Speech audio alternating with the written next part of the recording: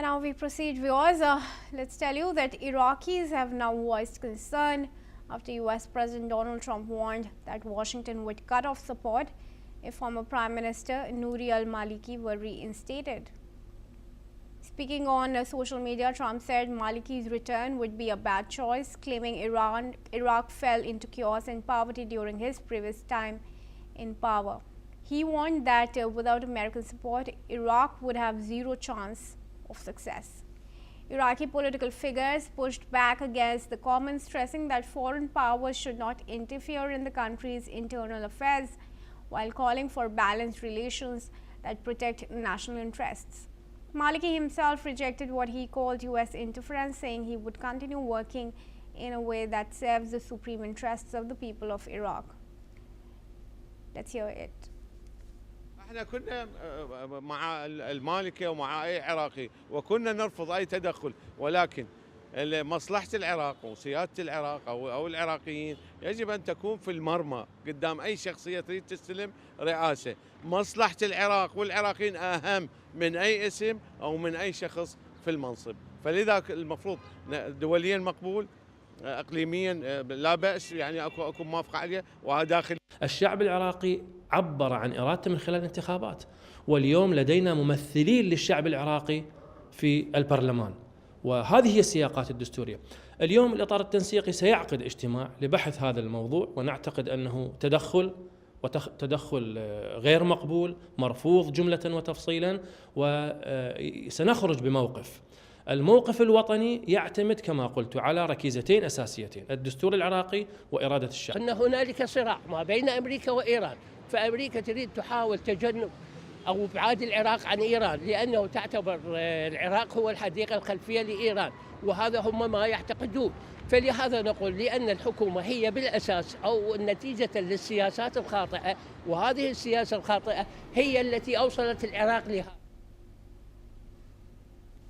All right, Ross Feingold, who's a political analyst, now joins me in this discussion from Taipei in Taiwan. Ross, thanks very much for joining. Firstly, crucial here to note that it was during Maliki's time in Iraq that Islamic State had strengthened its stronghold in the country. Even as of now, without Maliki already in power, we are seeing IS radical elements spreading their tentacles. How bad the situation can really be should Maliki take over as Prime Minister? The fact is, his record as Prime Minister is terrible. President Trump is making legitimate criticisms based on the history, and even U.S. officials at the time that Maliki was in power, it's well known that they were critical of him behind the scenes, and eventually publicly critical of him as well. Initially, it started out as a good relationship with the United States in the aftermath of the invasion and the internal strife.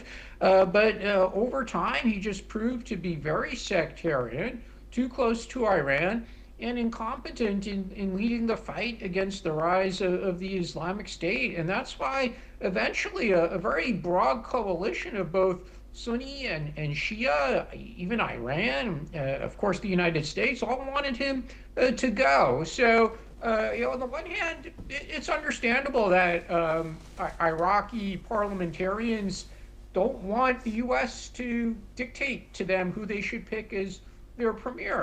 On the other hand, given regional politics and looking at the situation frankly, antagonizing the Trump administration would seem to be an exceedingly stupid decision for Iraqi politicians to make. Exactly, and it's crucial here also to know that Maliki was in fact nominated by the Shia Coordination Framework. How can that challenge really be addressed? Of course, Trump can go on and make these criticisms that are rather valid, as you say and I say, but it's for the people of Iraq to finally decide who rules their country.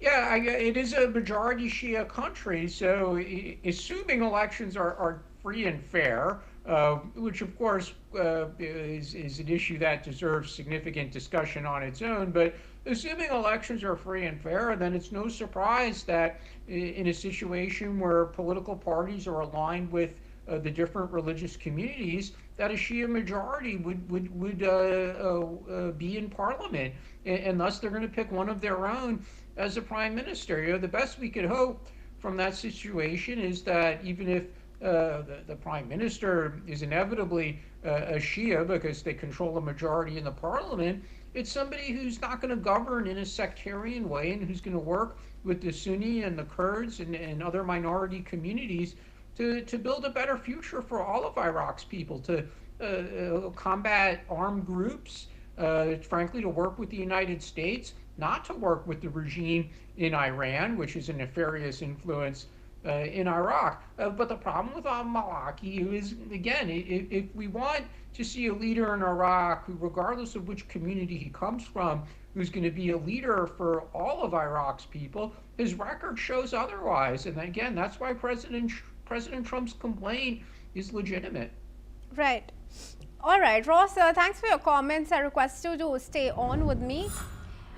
Moving now ahead, viewers, Israeli Prime Minister Benjamin Netanyahu has warned that Israel's